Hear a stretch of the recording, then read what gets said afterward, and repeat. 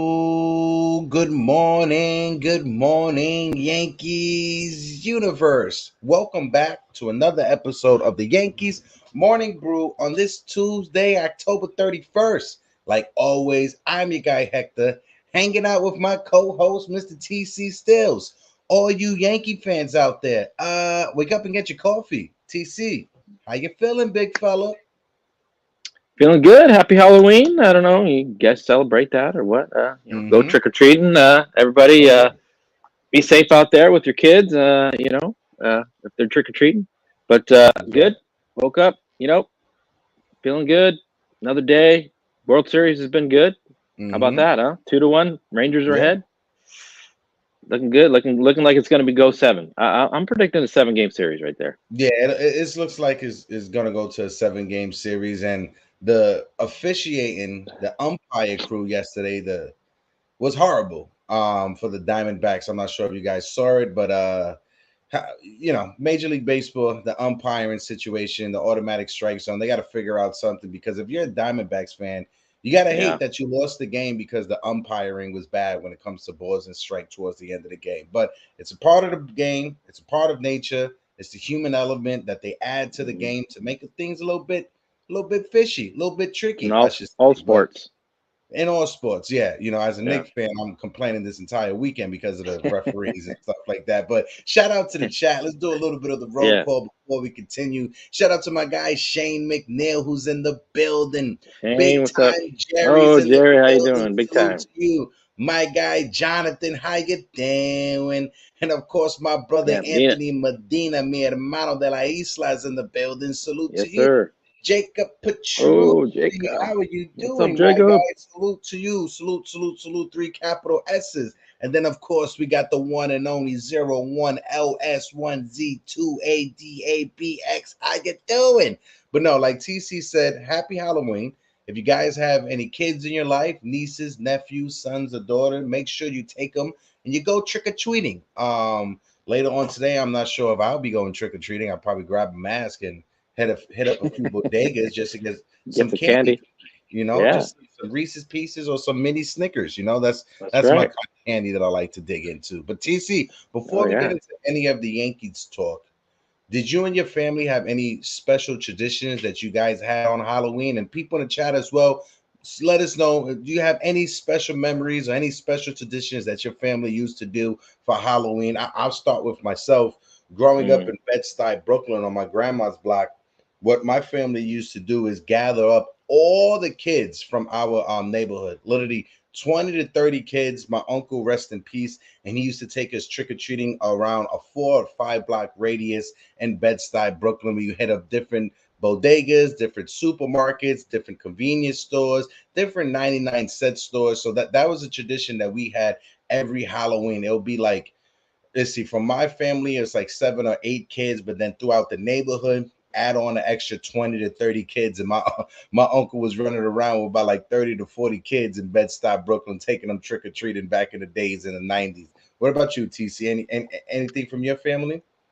yeah. What I remember is when I was younger, like a teenager. I don't know if Casey Funtime's in the chat, but he'll remember this. We take my dad's big time Jerry's old army clothes, and we stuff a lot of paper in it, put a mask on it, make it look like a dummy, right? Mm-hmm. But we would do that one year.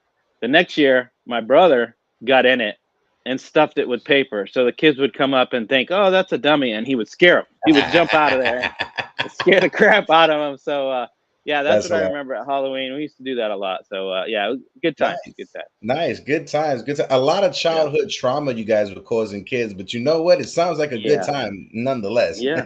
Oh yeah, yeah. Good time for us. Man.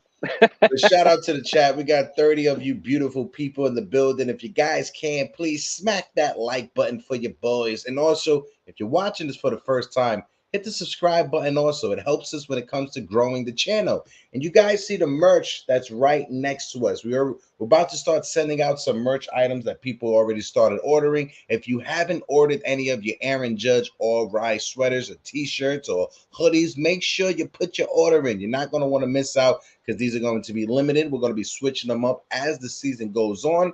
But TC, let's jump into the first topic, talking about Yeah. Aaron Judge. Aaron Judge won an award. Let's talk about it.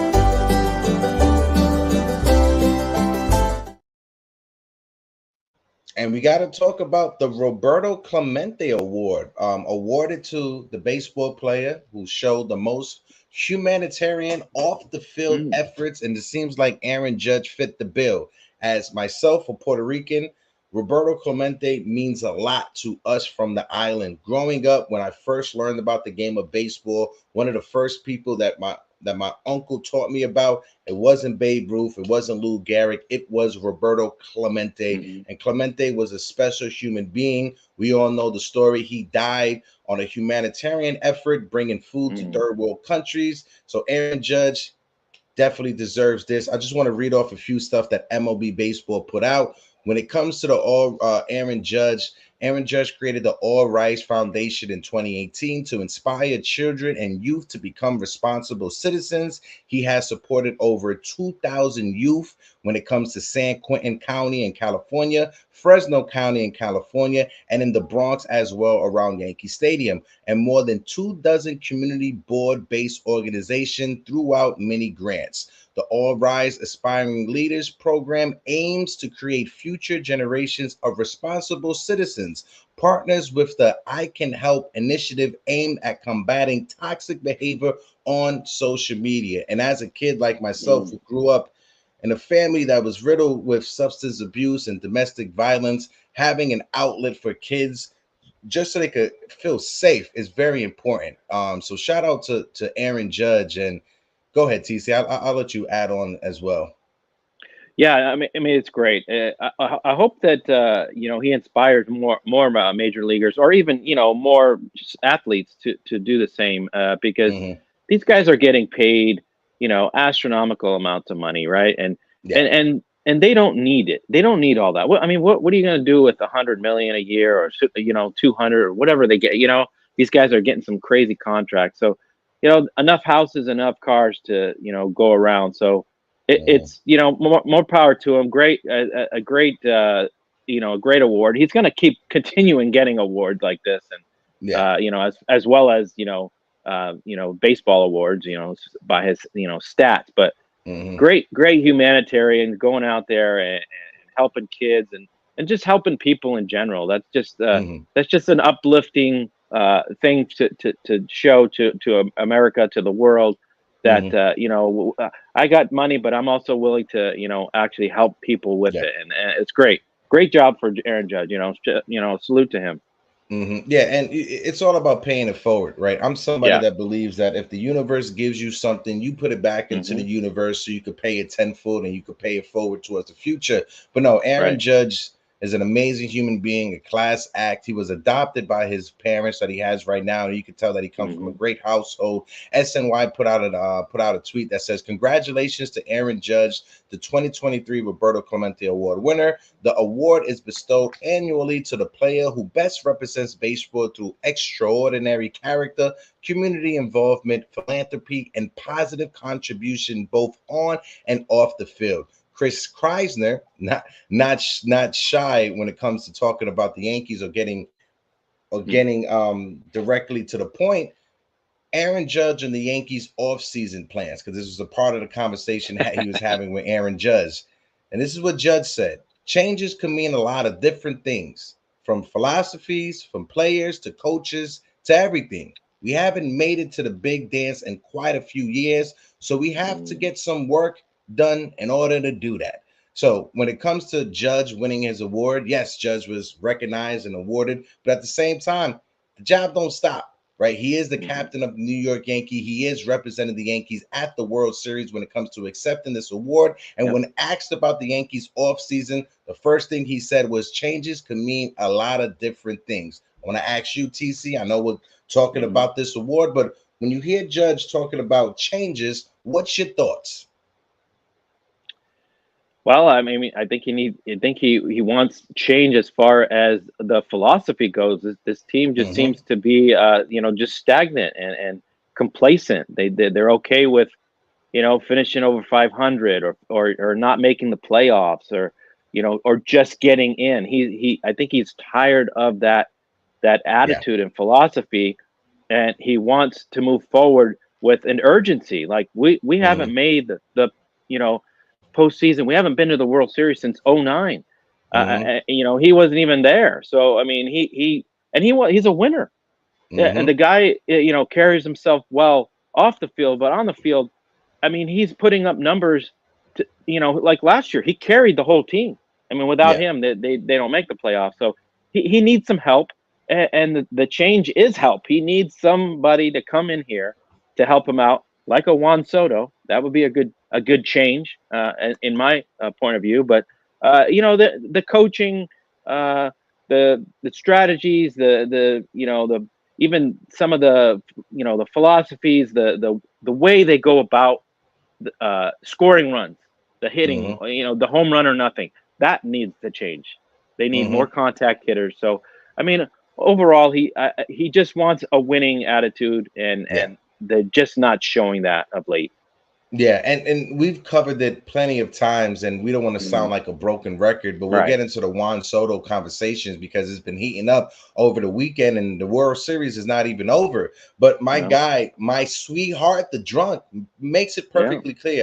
I'm extremely dubious when it comes to anything being said by the Yankees Yeah. about this offseason plans. I'll believe it when I see it.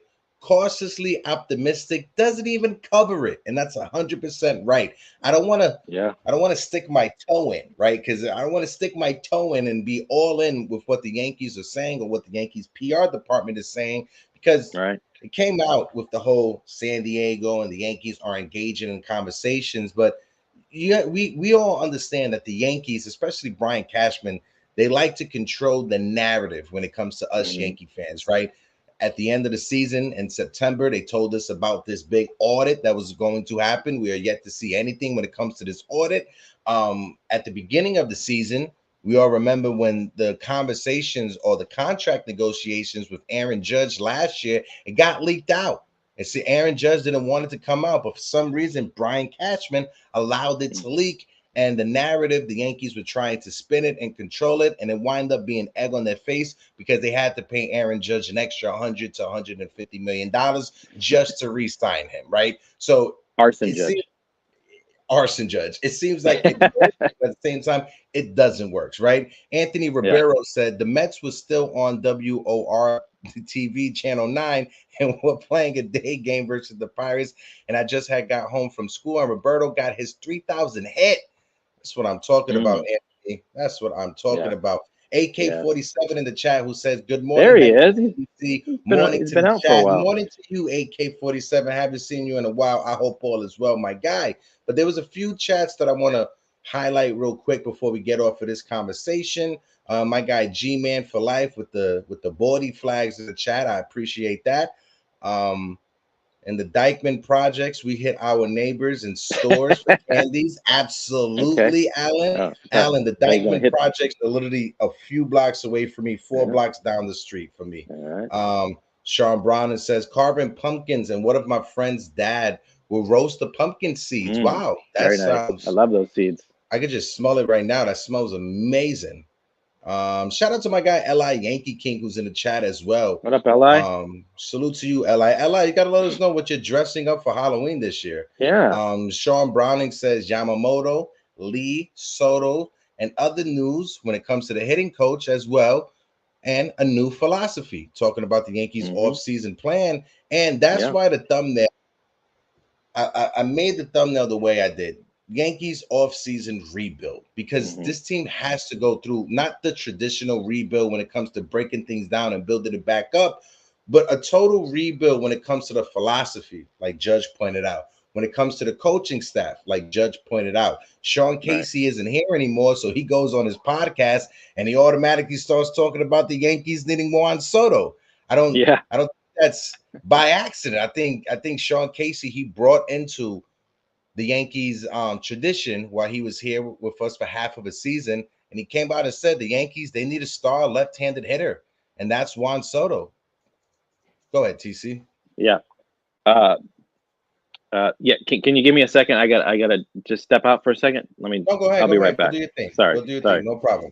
I'll read some of the chats real quick while TC is getting his things together. Shout out to my guy NYY News El Numero Uno Ruben, who's in the building. And just I so don't that know you what that. guys know, I will be throwing the link for the open panel a little bit earlier than normal, just because I have another doctor's appointment later on today that I will be getting to.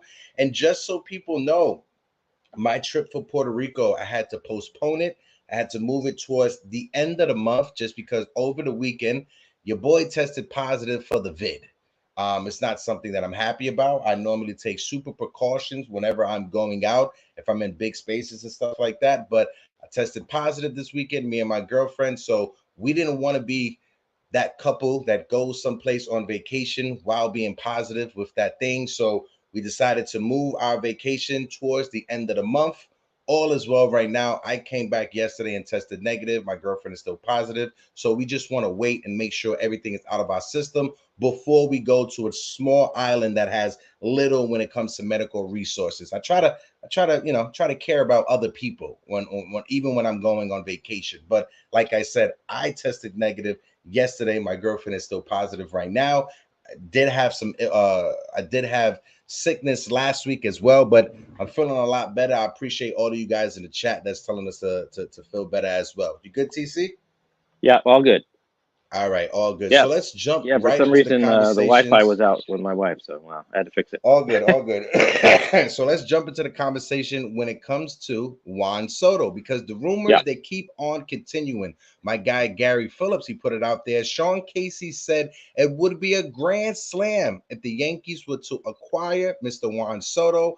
I imagine most New York Yankee fans would agree with the former Yankee hitting coach. I'll start off with you, TC, right there before we jump into the next tweet. But when it comes to Juan Soto, uh, when are these rumors going to stop? They won't stop. They're gonna go all year, every year. I mean, until the Yankees actually get him, uh, which I don't know. Right now, the odds of them getting him, by the day it gets, I think, slimmer and slimmer. But just real quick, when we were talking about Yeah, go ahead. them earlier, talking about they had Hmm. some preliminary talks. I don't know if you saw over the weekend. John Heyman said they haven't even been in any talks. So, like, who do we believe? I mean, is someone just saying this to get Hmm. everybody hyped up? Like Hal or Brian Cashman, get everybody. Oh yeah, look, they're talking. Because we don't know. There's no Hmm. fly on the wall. I want to be in the room and hear. How do they Same, know that they same. were just got off the phone with Juan Soto or whoever? So seeing that come out makes me believe that there are no talks going on right now. They haven't picked up the phone yet. The World Series hasn't ended, so that that they I guess the talks haven't started, if they're Hmm. even going to start. I mean, that's most of this is just the fans wanting Juan Soto, and Hmm. I really don't know if Hal and Cashman are even thinking about trading for him. But I mean, it makes a lot of sense. But I mean, I really hope they do, and that's the type of guy they need. I mean, the guy has great on base percentage. He could help Judge so much in that lineup. I mean, that lineup needs so much help, Yeah. and just having him in there, it makes the world of difference. But it's not just going to be Juan Soto. I mean, it's going to take a couple more guys and different coaching and different philosophy. But Juan Soto is a good start. If we could somehow get him on this team and not give up much. I mean, a couple of pitchers here and there. You know, we'll Hmm. see what happens. You touch on the John Heyman thing. I just want to bring up a chat from my guy G Man, who says, "Isn't it a rule that no negotiations can go on until after the Yeah, World Series?" Well, yeah.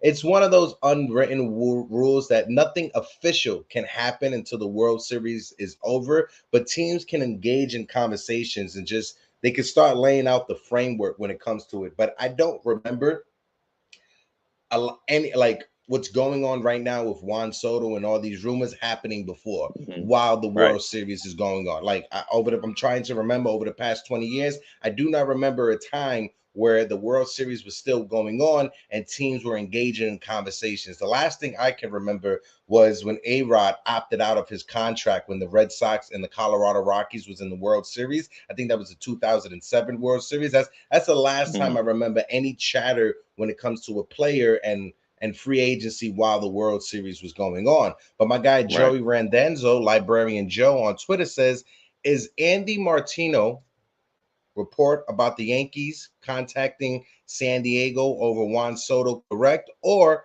was John Heyman's story that was contradicted the right one? You can't say for sure, but there are some things I've been thinking about with this one. For one, it wasn't that long ago when John Heyman became a meme with the Arson Judge conversations. Yeah. He has broken a ton of news over the years, and I don't want to discredit that. It's hard to overlook that that fumble from last winter. And like Joe says, it's hard to look past that fumble that John Heyman had last winter when it comes to the Arson Judge thing, right? Everybody was screaming out Arson Judge. I remember when we was on Get Yanked, we talked about Arson Judge for about like 5 weeks in a row. But and I don't want to discredit John Heyman because he has broken a lot of stories over his career as a baseball beat writer, right? So I want to give him his credit when it comes to that. But I value Andy Martino's word over John Heyman now, just because of the recent track record and the Arson Judge situation that happened last winter. So John Heyman has to win me back when it comes to his news dropping. So let's see what happens this offseason and this winter. But I'm going on the Andy Martino route when it comes to that. What about you?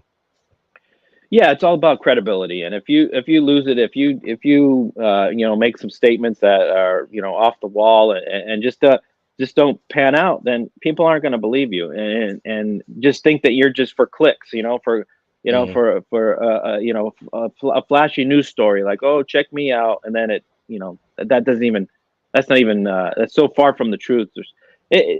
That's what these writers got to do. They got to be the one that gets the story first. They got to, that's just how they are. That's the business. So, like you, I think I'm gonna have to go to Andy Martino. I mean, because he's more credible and his stuff pans out. John Heyman's not been looking too good of late. So, but honestly, for me, he makes more sense, John Heyman, because of the Yankees that they didn't talk about. They haven't said anything because we know the Yankees are all talking and no action. They haven't done anything. They say they're going to be championship caliber and change this and change that. And why are the fans so mad? And there's so many things that they say and they just go against. So I don't know. John Heyman might be true, but I don't know what to believe anymore. So back to you. Back to me. But no, I've been seeing some reports that when the Yankees contacted the San Diego Padres, it wasn't to talk about a trade package per se. It was to start contract negotiations with Juan Soto, right? So if that is the case, Stephen B makes a great point that says Scott Boras may have been the one who leaked it out.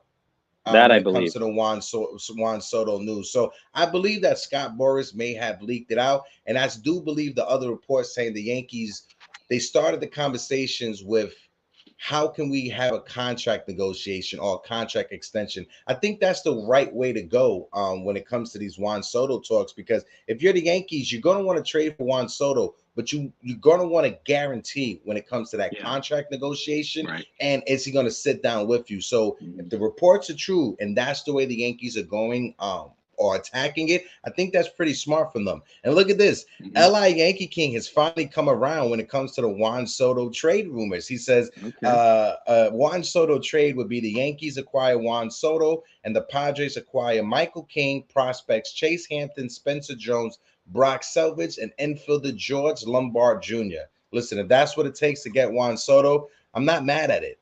You can't sign me up. As much as I love Michael King, as much as I love the potential of Spencer Jones, I'm not going to turn down Juan Soto because I want to hoard any of these prospects. George Lombard Jr., the shortstop, the infielder, I feel that he's going to be better than Anthony Volpe. and I'm willing to give up that young 19, 18-year-old in order to get Juan Soto in the Bronx. That's how much I feel when it comes to Juan Soto. And like I said, he's 24. He's going to be turning 25. Sean Casey was a hitting coach for the Yankees when it comes to the end of last year, second half of the season, and he said it on his podcast. The Yankees desperately need a left-handed star, and that's Juan Soto.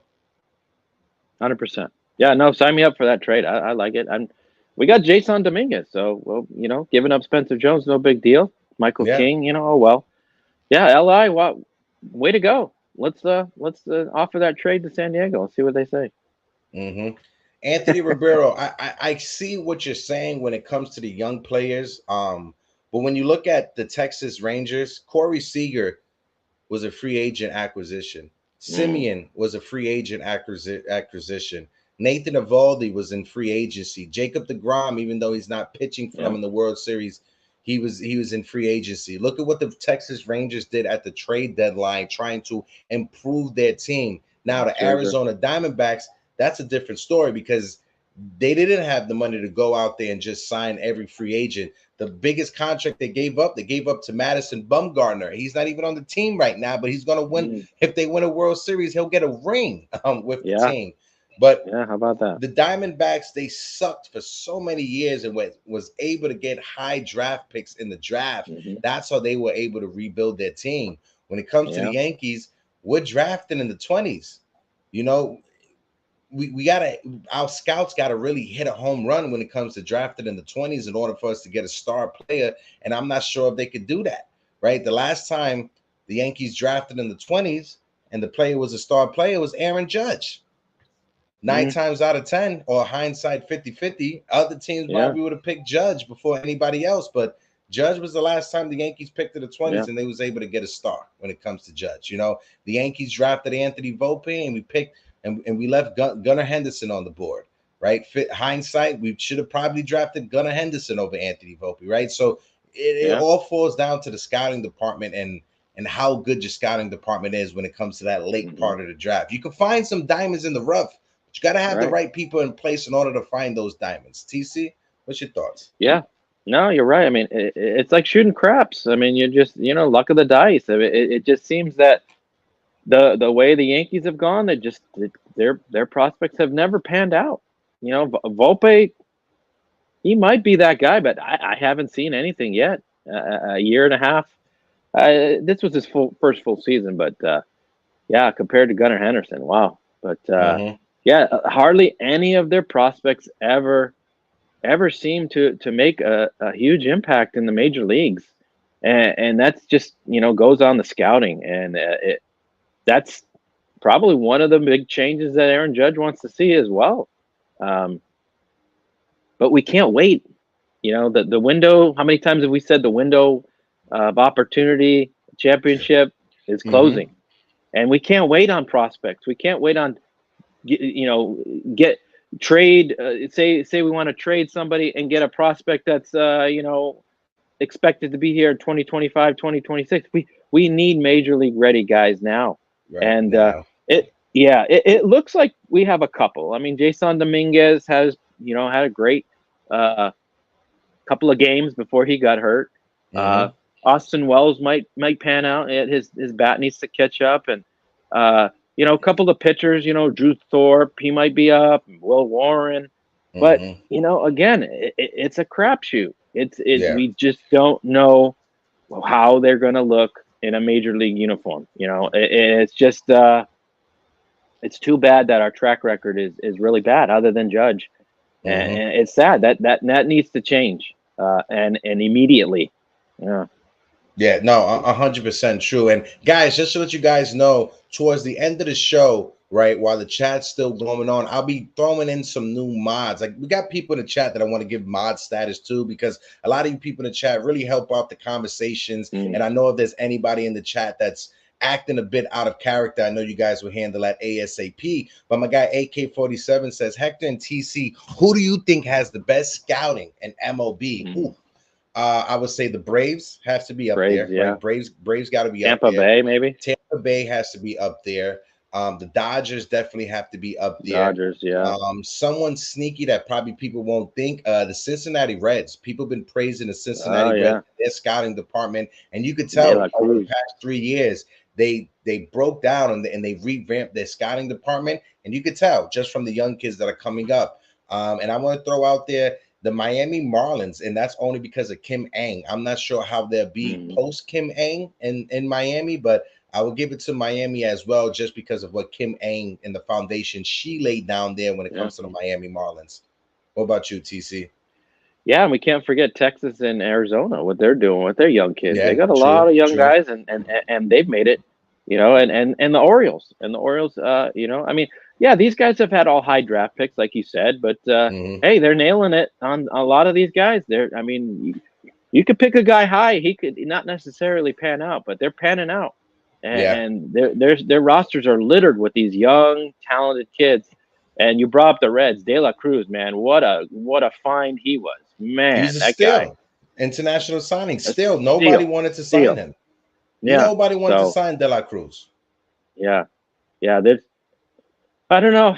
Yankees gotta dip into some of these guys' notes and say, hey, what are they doing, or steal some of their scouts, because I mean, they've had the same guys there for years, for 20 going on 25 years. So they need to change this. They need to change Yeah. this around. Li Yankee King says, Hector, what do you think of my Ryan McMahon trade? Li, I'll tell you this right now. When it comes to Ryan McMahon, and you know that I've been an advocate for Jeimer Candelario. If I had both of them in front of me, I would rather go with Ryan McCann. He has more pop than Jeimer Candelario. He is a left-handed hitting third baseman as well. When it comes to Jeimer Candelario, the only thing that scares me when it comes to him is some of his advanced defensive metrics. When it comes to fielding, Jeimer Candelario, he can field with some of the best of them. He just has a horrible throwing arm.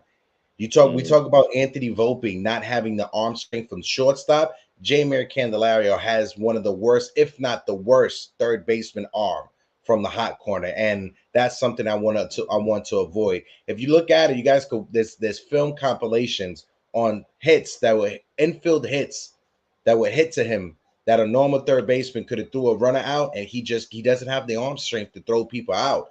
And if us Yankee fans, we criticize Anthony Volpe because of his arm strength, I guarantee you this: 1 month into the season, Yankee fans will turn on Jeimer Candelario like that just because of his defensive metrics, right? So as good of a bat he is this season, his defense doesn't.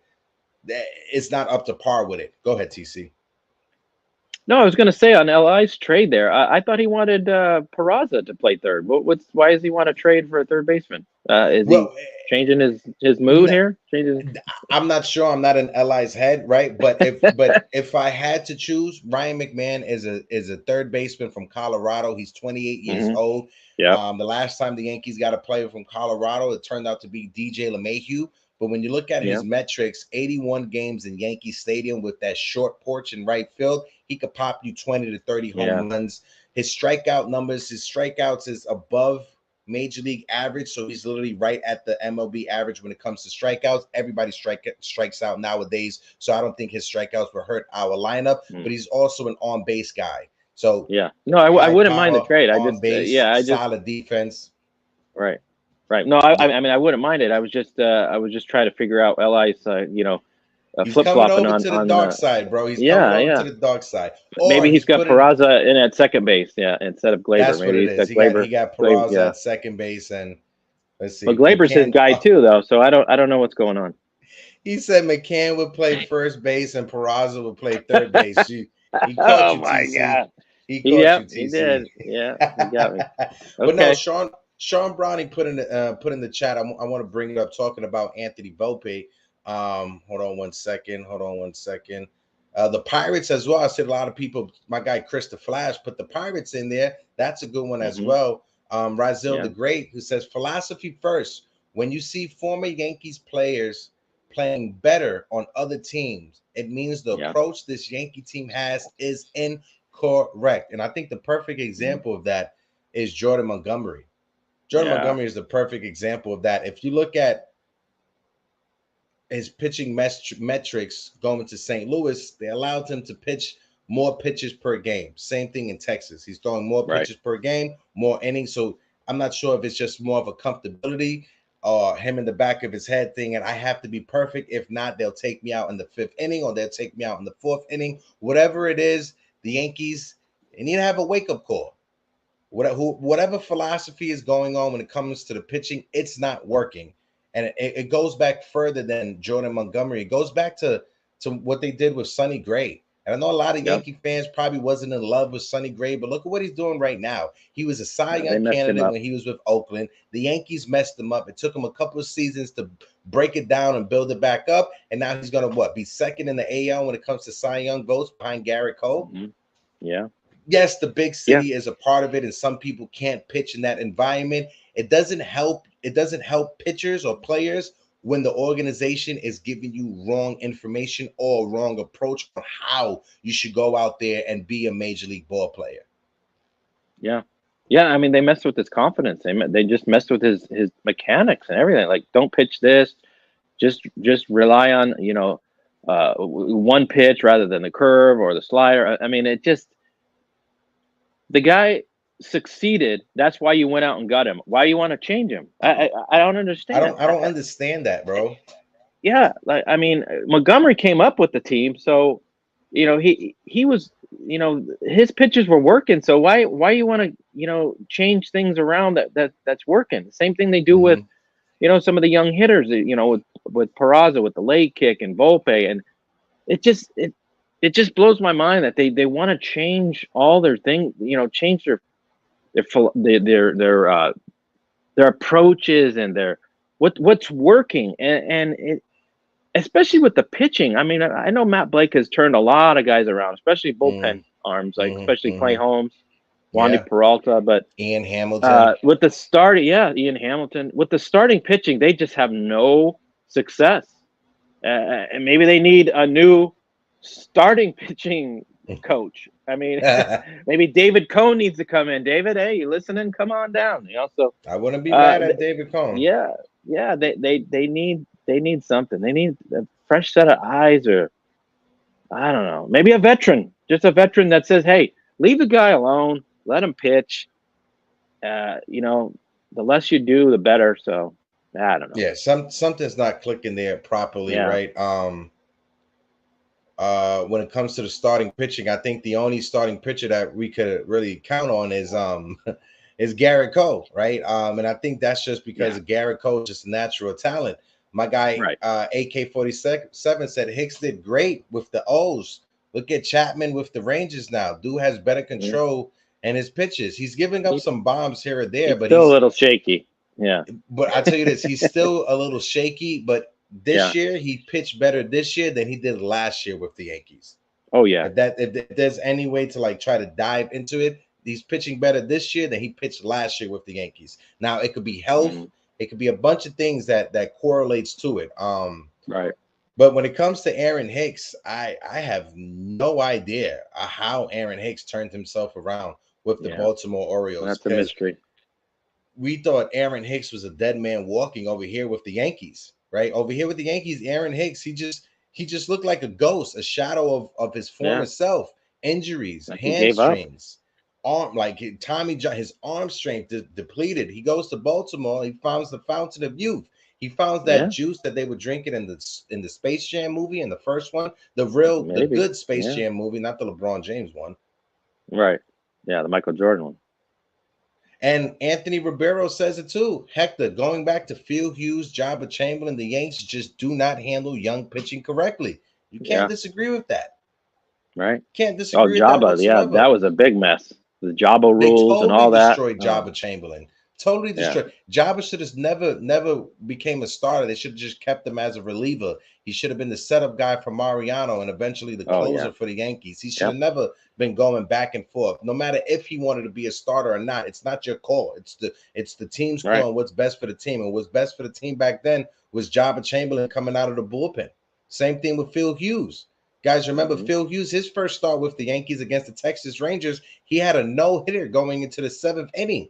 Over 95, almost 100 pitches, and they kept him in there. And then he got injured, and he was never the same. Yeah. What do you think about the Michael King though experiment from going from bullpen to starter though? That looks like it's working out. But the difference between Michael King and Jabba, when Michael King first came up with the Yankees, he came up as a starting pitcher. Yeah, he He did. was a Yes, start he when the did. Yankees first had him in the big leagues. He was a starter. Jabba Mhm. Chamberlain, they rushed him to the big leagues and made him a reliever. It was Yeah, totally right. different when it comes to Michael King.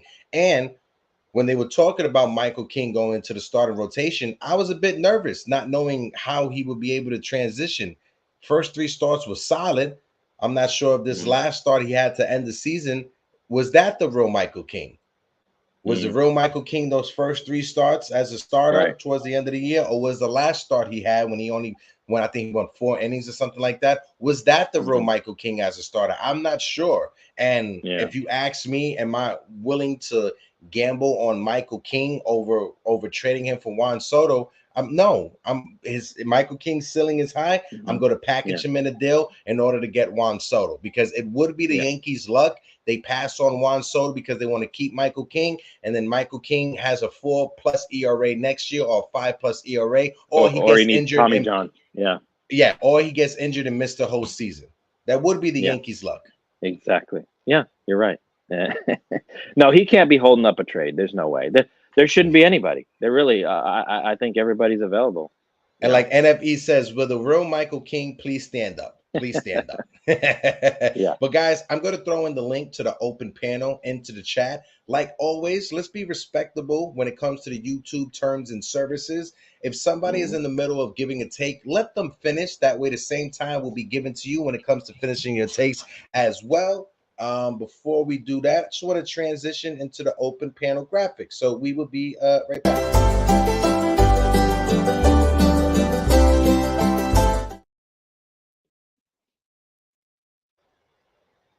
Let's see. Let's see. Hold on. There it is. Looks good. There we There are. it is. There it is. All right. So if anybody wants to jump up, you guys are more than welcome to jump up, join the conversation. We'll be rocking out to about like 12:15, 12:20, because like I said, I do have a doctor's appointment that I have to get to later on. This workers comp is really starting to get on my nerve. But I want to bring up my guy, El Numero Uno, Ruben, my brother. How you feeling, bro? What's up, Good, good. Ruben? How about you guys? Everything I'm good? good, bro. I'm I'm good, bro. good. It's like every day I wake up, my Twitter timeline is going crazy with more Juan Soto rumors, bro. How are you able to dissect or navigate the sea of bullshit that's going on Twitter, Rubes? At this point, I just ignore it, bro. I don't believe anything to do with Juan Soto until I see it happen. So, Hmm. Hmm. like, Yeah. I've gotten to that point in my mentality that it's just like until it happens, it's just speculation and more speculation and people, I mean, you got reporters like basically telling each other you're lying. For real, Yeah. no. Between Andy Martino and John Heyman, what do you make of the John Heyman stuff? Because I know Don Sicario was on Twitter making people mad when it comes to the John Heyman stuff. What's your take on it, bro? Well, Heyman's known as a Boris guy. Hmm. So Mm. I think Boris is gonna throw out that stuff, and he's probably sick and tired of how the Yankees have been handling business as Right. of late, and he's kind of throwing shots at them for not going at Harper and all that stuff. So I'm more enticed to believe Heyman this time around Hmm. than Martino, just because of Hmm. who his source usually is. Okay. All right. Yeah. What about you, TC? Go ahead. Yeah. I mean, yeah, the credibility is a big thing, but I think I'll have to side with Ruben that there probably hasn't been talks, and yeah, I wouldn't doubt Boris is throwing out different things here and there, and they got to have the Yankees involved in any of these conversations for these players. It just drives up the price, and Yeah. that's what they need. That I mean, that's what he wants. If the Yankees aren't involved, then and not too many people are interested. Once the Yankees name is mentioned, oh boy, it's like it's all over the news. It's everywhere. So Hmm. yeah, Yep. it's the way it is. No, definitely. Listen, we're sitting on 27 likes on the stream. We got 45 people in the building. If you guys can run up those like buttons, let's get the stream up to 40 likes. But no, also we got to remember with the Yankees not being in the postseason, this is the perfect time for, how can I say this, for beat reporters to get clicks on their articles that they're putting out there. That's why it's very unique that you have the World Series going on, or just the playoffs in general. How many different Yankees articles have come out in this 2 to 3 week period? It's been more Yankee articles coming out over the last 3 weeks than it has been during the season. Am I off base, Ruben, from that? No, I think it's true. I think it's true because I think that reporters are hungry for clicks. You know what I mean? And that's what drives the media nowadays more than ever. With the ad revenue and all that stuff, so they got to get the clicks, and it's interesting because back then when the World Series was on, you wouldn't hear these kind of rumors. No. And that was one of the things that got pissed off with A-Rod, because A-Rod announced his opt out during the World Series, and that was like a no. Like you don't announce your opt out during the World Series because they didn't want anybody looking away from the World Series. Right. So I think the media is like saying, "Screw it, we need content. We need something." Yeah. No, but Ruben, I wanted to ask you: were you able to watch last night's game? And if you watched last night's game, what was your thoughts on the referees and the balls and strikes towards the end of the game, bro? I didn't get to watch it, bro. I was Ubering around, so gotta get your Uber in, didn't bro. really get to see it. Got to get that in.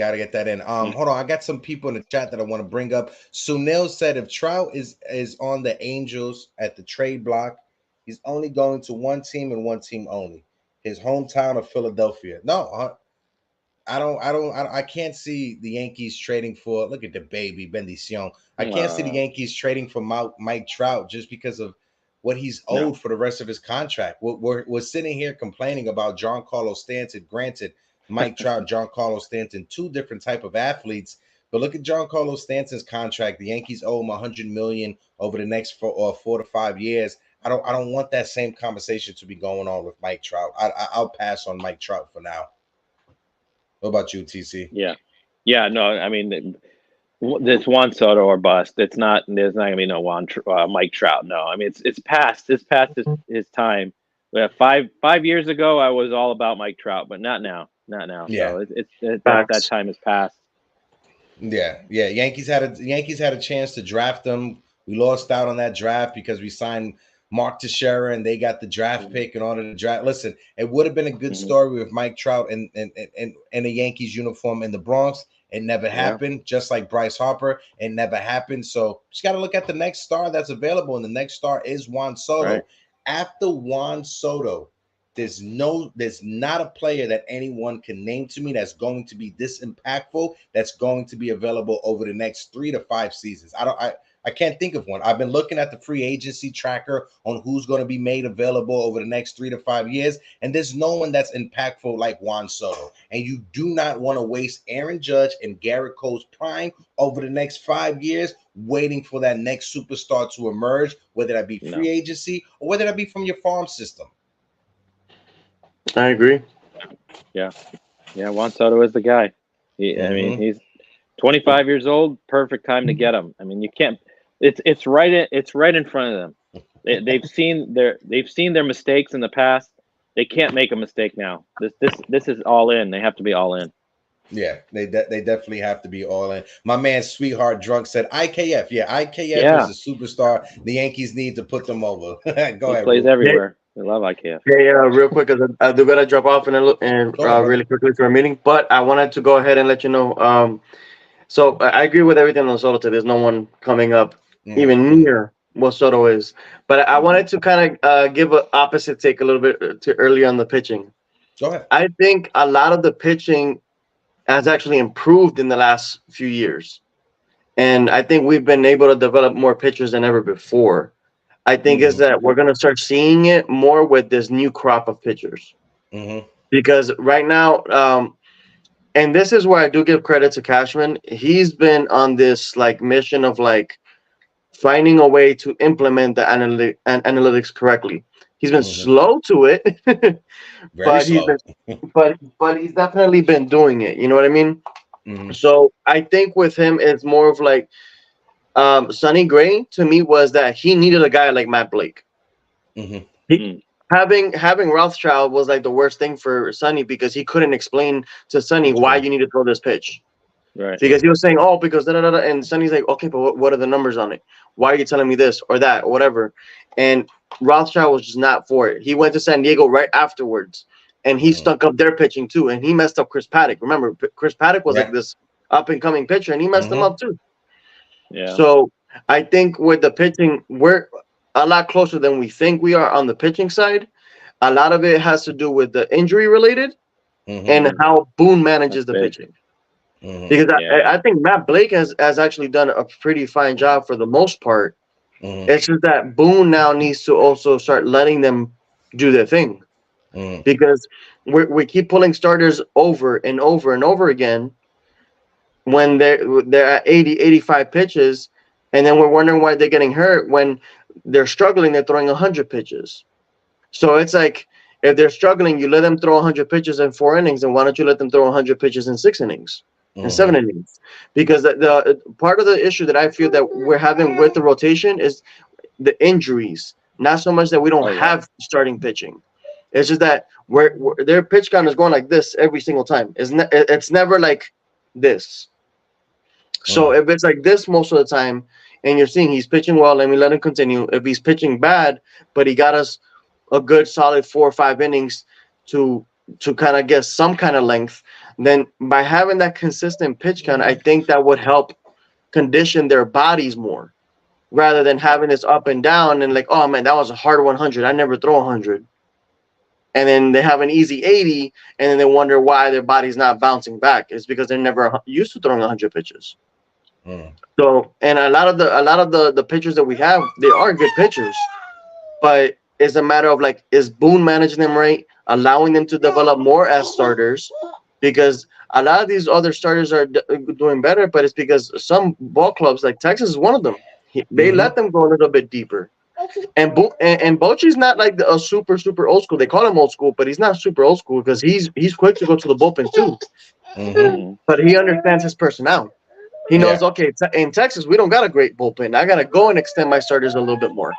Right. Yeah. So no, that's a great point, Ruben. And when it comes to Bochy, he's I would consider him old school, relevant to what's available now when it comes to MLB managers and stuff like that. But when you bring up the whole pitching development with Matt Blake, you see it at the minor league level, right? And I agree with you.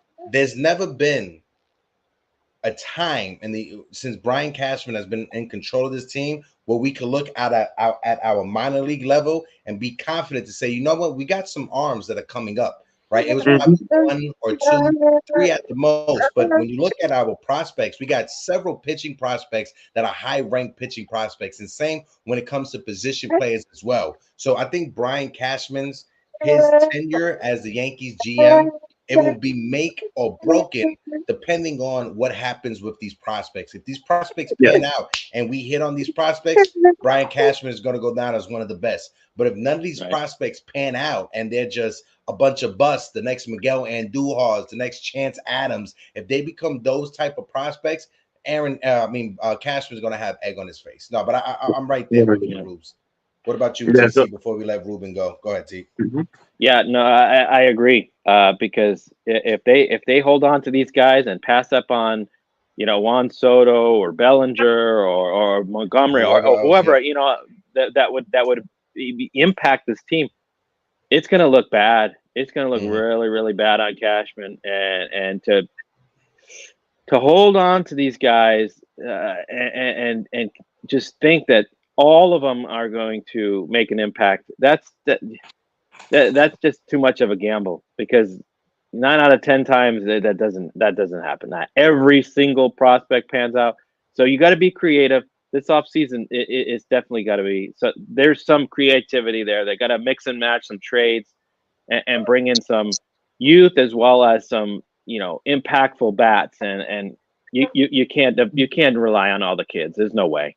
Ruben, I want to ask you real quick about Frankie Montas, right? Because some articles came out over the past couple of weeks talking about how influential Frankie Montas was towards the end of the season for the young Latin pitchers that were coming up, Randy Vasquez and Johnny Brito, and how the Yankees really loved his mentorship to those young players. And I think they're laying down the groundwork for Frankie Montas to come back next year with the Yankees. What's your thoughts on that, bro, before you get out of here? I'd be open to it. I mean, I'm not like a huge Montas guy, like, but at the same time, like, I'd be open to it and get some, experience there. Like, we still got some pitchers that are fairly new in their time in the MLB. Ness has only been a starter for 3 years. Yeah. You got Schmidt, who just finally completed his first season starting. So I think with a lot of these younger pitchers coming up, and the Yankees have a good bunch of them in that are Latin players. So I think that would help. But at the same time, like, I'm not like, oh my gosh, yes, bring him back. But I'd be open to it. I think his splitter can work. I mean, the splitter is a good pitch as long as you have your fastball. And I think part of the issue with Montas was that he wasn't healthy. And Cashman got him at the wrong time. So I wouldn't be completely opposed to it. It's just that, like, my thing is right now I don't see the opening for him to be back, honestly, because we have a Schmidt. Unless if they're thinking, okay, well, we're gonna go and trade Schmidt, we're gonna go ahead and trade King, or Cortez, then I can see that happening. But I think they probably have to trade a couple starters before they bring him back. Yeah, I think that's the only way it happens, if they trade package Michael King, Clark Smith, or Nestor Cortez in that Juan Soto deal, a combination of 2 out of those 3, or even all 3 of them, in order to get Juan Soto. I could see the Yankees bringing back Frankie Montas as that back in the end insurance, right? Because if they go out there and sign Yamamoto as well, with all the pitching that we already have, I don't see a spot for Frankie Montas. But if we sign Yamamoto and then trade those 3 pitchers, like we were saying, it opens up a spot for Frankie Montas to crack the rotation with the Yankees. Yeah, and then last part real quick, because I'm going to jump off. My guy. On Michael King, he wouldn't stop me from trading for Soto, but if I had to pick one out of the 2, I would stick with Michael King over Schmidt. Just because a lot of people are wondering if this is the real Michael King and all this other stuff. But remember, Michael King, if you look at their minor league careers, Michael King actually has proven that he can pitch 168 innings in a season in the minors before he came up. He just at that time was more of a finesse pitcher that didn't have the 95, 97 mile per hour fastball. And then he didn't have the sweeper or the Kluber ball, because that's what it was originally, the Kluber ball, because that's where he learned it from. Okay. And to me, with him having that experience of actually staying healthy as a starter in the minors and being so good at it, because he had an ERA under 2, I think that bodes well for him. And I think this is more of the real him, because they just never really gave him the shot to start once he had both, where he had the fastball and had the sweeper. With those 2 pitches, his pitches have completely changed, and that's why I wanted him starting initially. In 20, even up to last year, honestly, in 2022. But with Schmidt, my critique on Schmidt has always been that the Yankees never allowed him to develop as a starter. Because the Yankees, if you look at his minor leagues, he had some injuries. He came back, had a really decent 2019 in the minors, and went up a couple levels and everything. But he only pitched 90 innings. And then from there on out, they never pull him out of games too fast. Yes, well, the 90 innings was more due to the games played. So it was 15 games started in the minors with 90 innings, and he was really good. But then 2020 comes in. There's no minor league season. They decided to call him up, which I thought was a mistake. I don't think they should have called him up. Same. I felt the same. And then 2021 comes in. They go and tell him, okay, well, you're going to be in the majors, you're going to be in the minors, and they go and flop him back and forth. It's like he only had one legit season where he was starting regularly, and didn't even touch 100 innings.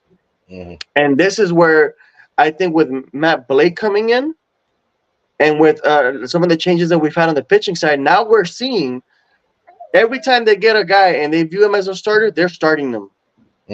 And they let them pitch 120 innings, 130 innings, and they are now building up their innings totals more than ever before in the last few years. Because if we look at Hampton, first year in the system, Thorpe, you look at all these other guys that just came in, Fitz in the last couple of years as well. these guys are now throwing 140, 150 innings. Basically next year, if you wanted to, you could throw in a Warren to the major league rotation, and he can pitch you Yeah. 180 innings because they already allowed him to build up. They're used to With it. Schmidt, he was learning on the fly because he never did it in the minors, Yeah. and that was my critique on how they handled Schmidt. Yeah, and when you look at his numbers in the minors, that Clark Smith dominated for like the little bit of time that he was in the minors. He dominated down there, and they rushed him to the big leagues, like you said, and he had to learn on the fly, just like Michael King. Ruben, I know you got to go, but just throw out a figure. What's the most that you're willing for the Yankees to sign Frankie Montas for 1 year? What's the dollar figure? $10 million, but with like 5 or 7 guaranteed, and like Copy. everything else is performance based. Copy. Same there with you. Same there with you, Ruben. Like always, I appreciate you, my guy. Thank you, Ruben. We'll rock out. We'll rock out this Thursday. This Yankee off season is gonna be interesting. Later, little Ruben as well. Yeah, and he's legit Ruben too. Oh, Ruben All Jr. right, bye, Hey, y'all. Rube, love Take you, my care. guy. Appreciate you, bro. Appreciate Appreciate you, bro. Yeah, Sean Browning, Luis Hale as well. That's another pitcher that he came That's up right. and he was electric, 100 miles per hour on the fastball. Got injured. Tommy John. Let's see what happens with Luis Hale.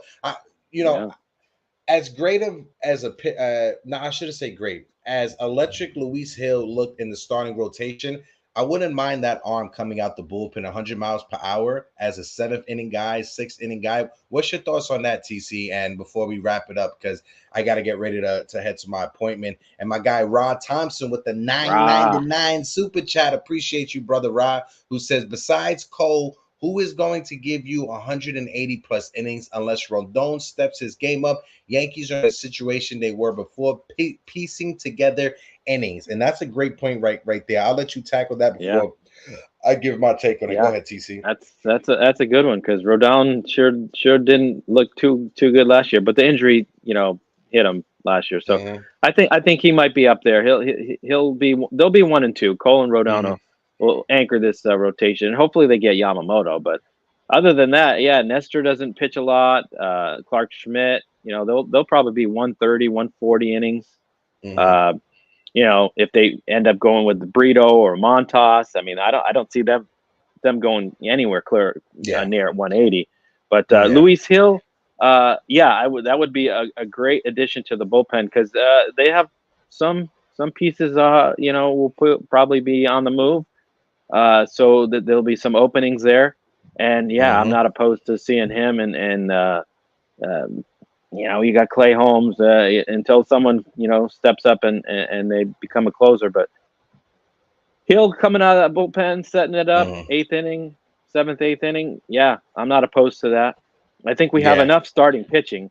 I always say you never have enough, but looking at the guys like we were saying, Will Warren and Beater and Thorpe, and you still got Vasquez and Brito, and if you bring back Montas, that's a lot of guys that back end there. So Hill out of the bullpen is I'm not opposed to that. I'm all for that.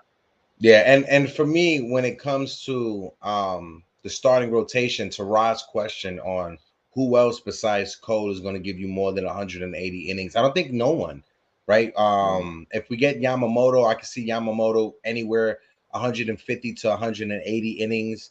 Carlos Rodon, if he's healthy, knock on wood, for the entire season, again 150 to 180 innings. Clark Smith, if we stick with him, 130 to 150 innings. Michael King, same thing, 130 to 150 innings. So I don't see any one of our starting pitchers that are going to match Garrett Cole when it comes to innings pitched. But that's why Garrett Cole is our ace, who's going to give us 200 innings pitched.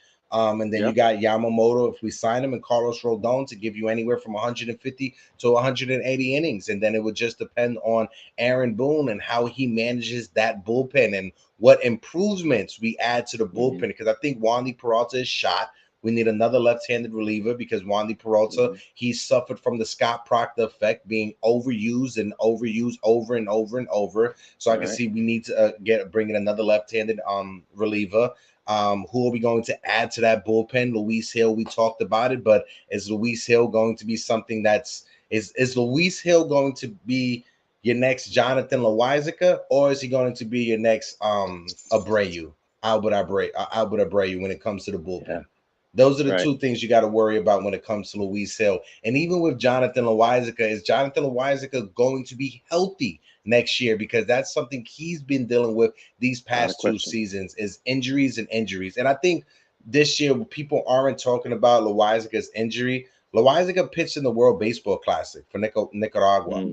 So I think having to pitch in the World Baseball Classics led to his injuries during the season. So is he going to be affected this year? I'm not too sure when it comes to that. What's your thoughts, TC? Yeah, I sure hope so, because he's definitely a difference maker in that bullpen. I mean, we have a lot of question marks, like you said. Peralta's going to move on. You know, we got Albert Abreu. I mean, do we really want to bring him back? And we also have Scott Efros. Efros is coming back, so that helps. That's a plus. But Loáisiga, yeah, he has to have a bounce back season. He has to be that guy. Aaron Boone really relies on him. He's any high leverage situation, Loáisiga's the guy, and he has to come through. And they don't have too many of those guys. If Michael King moves on to the starting rotation, he's the only other guy that Aaron Boone really relied on, and so Loáisiga is going to have to step up and really have a breakout season this year. And I sure hope so. But we're harping on the pitching a lot. The pitching's not really the problem. The hitting needs to change. They got to overhaul this hitting. Yeah, I mean, look at the postseason. Look at the Texas doesn't have a lights out pitching staff. Arizona doesn't. I mean, so offense is big. Offense is big this offseason. Yeah. So I really hope they do something. Yeah, and can we take a second to recognize Adonis Garcia with the Texas Rangers? They say stars are born in the postseason, and that kid is definitely a star. Yeah, he may be hurt. We're not sure what his health is going to be for the rest of the World Series, but that kid so far is a star, right? And this is a kid that, from Cuba. We all know how players have to get over here to the States because of the blockade the U.S. has on that country, and it's just great to see. It's great to see him becoming a star in the postseason, and as well, Corey Seager, who tied up the game for the Texas Rangers in the last game, one of the last games. And shout out to Corey Seager for having a phenomenal postseason himself. Another guy who should be in a Yankees uniform that we missed out on, right? Should be a Yankee, but TC, we're going to wrap it up soon. What's your last thoughts before we get out of here? And I appreciate everybody that's in the chat. Shout out to you guys. 40 people in the building. If you guys can, please smack that like button. Anthony Ribeiro says Major League Baseball is trying to consider limiting the 26-man roster to 12 pitchers after the 2024 season in an attempt to have starters go more than 5 innings. It will happen, and 5-inning guys won't be the norm. Listen, hopefully, I'm tired of pitchers just pitching 5 innings and handing it over to the bullpen. Something's got to work out when it comes to that. What's your thoughts, TC?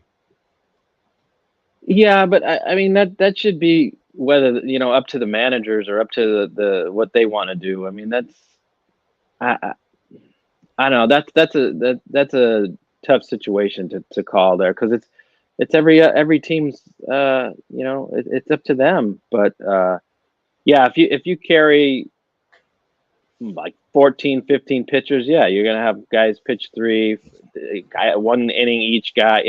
It kind of tweaks the game a little bit. But I don't know if you can really limit and put rules on limits on innings on pitchers or the postseason and make it all different than it was in the regular season. So I don't know if I'm for any of that. They've done enough rule changes, and I think they just leave the game alone for a year or two. I don't know. What do you think? No, listen, I know a lot of people, they weren't sold when it comes to the pitch clock, right? Or when it comes to the shifts being gone this year. But if you look at it right now, the offense is what Major League Baseball wanted to go up and wanted to improve. Offense throughout all of Major League Baseball is up.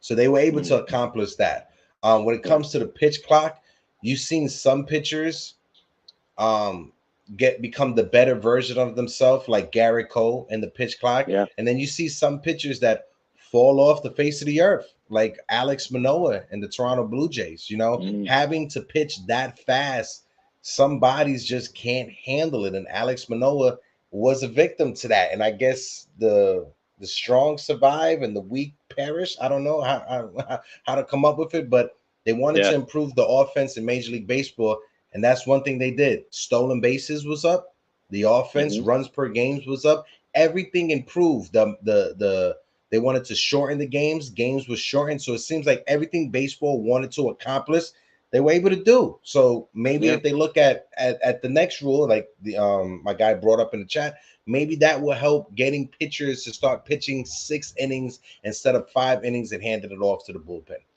Yeah, that's how it was in the olden days, way before our time. You know, and they rarely had you know, relief pitchers. It was the starter. The starter was had to go pretty much the whole game.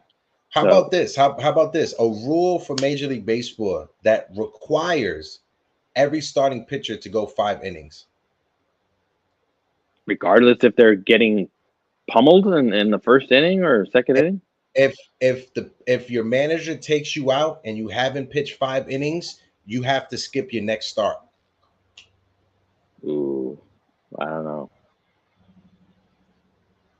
I don't know because about because nowadays when you look at it, right, TC, the bullpens that Major League teams have nowadays with guys coming in throwing 100 miles per hour, they didn't have that in the 90s. Like they didn't have that in the early 2010s. I mean, the early 2000s. They didn't have that either. So if they want the offense to go up, one rule is every starting pitcher has to go 5 innings. If your manager takes you out, that starting pitcher is ineligible for his next start. Ooh. You just coming up with this rule? You just I thought of right now. I literally just thought about it right now, guy. They might actually implement that. That's not too far off, but yeah, I don't know. I mean, that's it sounds good, but when you're on the losing end and your pitcher's, you know, scores like 10-0 in the first inning. Hey, I guess yeah. Hey, whatever. if the score's 10-0 in the first inning, you're still gonna lose the game no matter what. Pretty much, yeah. Yeah, you're right. Just let them continue to get you know, rocked. So yeah, could be a rule down the road, maybe. Or they could you know, put some more like rules into it. If your starting pitcher gives up 5 runs in the first inning, you're able to take them out and they can still pitch the next. I'm trying to spitball here, TC. Stop raining on my parade, bro. I'm not. I like the rule. I think it's legit. I mean, it's not far fetched, but I don't know if they're ready for that for that type of rule. But yeah, I would like to see the starters go a little longer. I mean, I see a lot of guys come out early, and it just ends up, especially in the postseason, it ends up being a bullpen game. I mean, nobody does a complete game in the postseason. Have you seen one lately? I haven't seen one forever. Yeah. So, no, I miss the traditional pitching battle, 2 aces, 8 innings, scoreless baseball in the World Series or in the postseason. That's back in the days. We haven't seen. When's the last time we saw a pitching matchup like that in the postseason, bro? I only remember pretty much Yankees when like Pettit and Smoltz were going at it. I think that in the '96 World Series. You know, even 01, you had, you know, we were facing Randy Johnson and Kurt Schilling every night, but they still, you know, I don't think they did complete games. But just think of it like this. Think of it like this. What you just said, Andy Pettit and Smoltz in the 1996 World Series battling back and forth.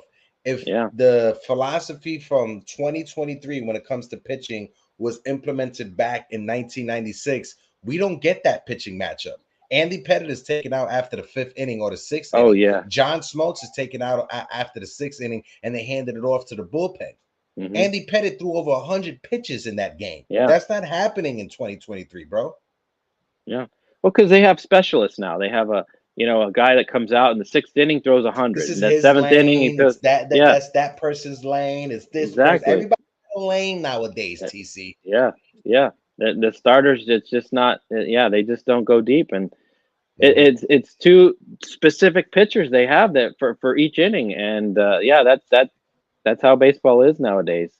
I think a lot of it started like you know, when Kansas City had that lights out bullpen in 2015, and Yeah, everyone tried to like mimic that. You implement know, that. with Yep. so they had these three good, you know, hard throwing bull, and they won on that. They won Hmm. just on their bullpen. They didn't really have good starters.